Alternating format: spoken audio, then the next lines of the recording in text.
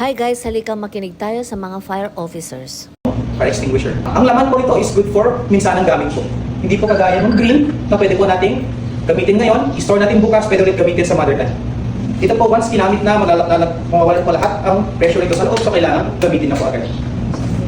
Kapag di po gagamit ng fire extinguisher, ang proper po na pwesto po natin is ganyan po. Pag po tayo gagamit ng fire ex na, ganito po. Kasi po sa loob ito, malakas po ang pressure. Pag pindot ito, ma'am sir, kapag hindi po tayo prepared, tatalsik po ito. Tatama po sa ating dagdag injury pa po. So kung gagamit tayo ng fire ex, ganyan po. Para pag tumalsik po, wala pong tatamaan na, body part natin. Iwas injury po. Furthermore, itong fire ex po na ito, dapat po sinesecure po ito na nakaangat po dapat siya sa floor, so dapat nakasabit po ito. I believe nung binili po natin, may pinrovide din po na na pwede pong i-pok sa ceiling para po, sa pader para po sabitan. Ang purpose po nun is para hindi po mag-rust itong ilalim itong fire ex. Kasi kapag naiwan lang po siya dyan, prone po siya sa rusting. Lalo na po at minsan ang notion natin basta pag may fire ex, okay na po, di ba po? Iwan na lang natin dyan, gagamitin natin kapag may emergency. Ang proper care po ng fire ex, dapat elevated po siya. And then, once a week or twice a week, kailangan po natin siya taktakin po.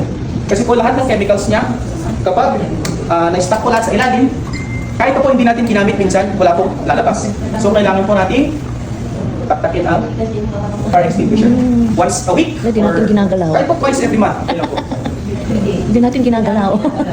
Hindi namin ginagalaw sa. Ay, kailangan. At least twice a month lang po, ma'am. Once every 2 weeks, taktakin po natin. Tsaka, ang isa pa pong indication po kapag usable pa itong fire ex natin, ma'am, sir, is itong cylinder na nandito po. So, itong fire ex po nito is very good condition pa po kasi nasa gitna pa naman po siya, nasa green po. Nakikita niyo naman po kapag kailangan ng i-recharge, ibig sabihin, nagamit na ito. So, yung arrow na yan po, banda po doon. Itong overcharge. Well, overcharge.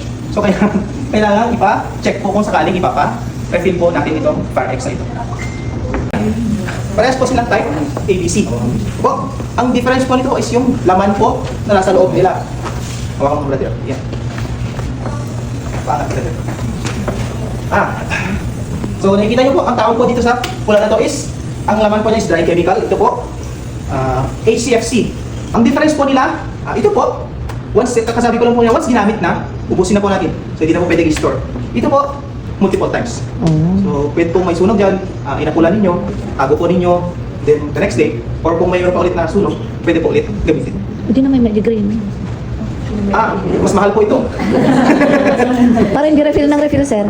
Okay, pwede po yun daw, pero mas okay din po yun kaysa refill ng refill. Ang tuwing na lang po, mas mahal po ng bagya. Thank you so much guys. Thanks for watching. Bye. Love you all.